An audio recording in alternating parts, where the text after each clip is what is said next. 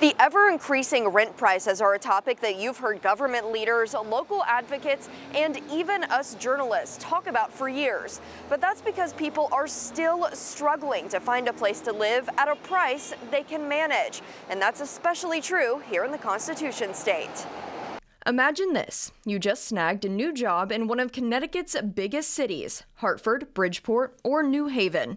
Now it's time to find a place to live, but that's proving a bit harder than you thought. This was exactly the situation for newly graduated Itcha Pradhan. It was stressful because I kept pushing my start date because I wanted to move here and then get settled in and then start my job. Pradhan says she had job offers in cities up and down the East Coast, but chose Hartford, telling me it was discouraging to search limited apartment listings with unreasonable prices. I was looking for one-bedroom apartments just because studio wouldn't work for me. I like having my space, but then I realized that was not a viable option. Everything was above $1,500, and I did not want to put away like half my monthly paycheck on that. This is an issue local leaders like New Haven Mayor Justin Elicker are tackling, pushing to have the supply of apartments meet the demand and having them priced within an affordable range. Over the past 3 years, brought over 900 new affordable units online. Some of those are deeply affordable, and we've got almost 500 in the pipeline for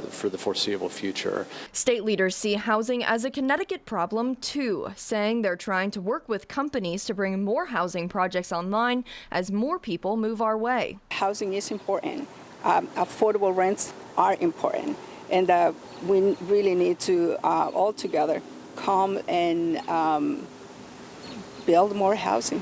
Elicker says it's a problem that has been slowly building for many years. This is something that cities around the nation are struggling with right now. Is housing prices are just skyrocketing, and Connecticut is no different. And while steps are already being taken to fix it, Elicker says in New Haven they are also laying a foundation for the future. And we worked really hard to push the limits on that to make sure that we continue to see the development, but also ensured that there was a higher percentage of affordable units that were required and a lower percentage of area median income for the eligibility of those units, because the reality is that the classic definition of affordable isn't affordable to everyone in the city, and we need to make sure that there's a lot of different tiers of affordability.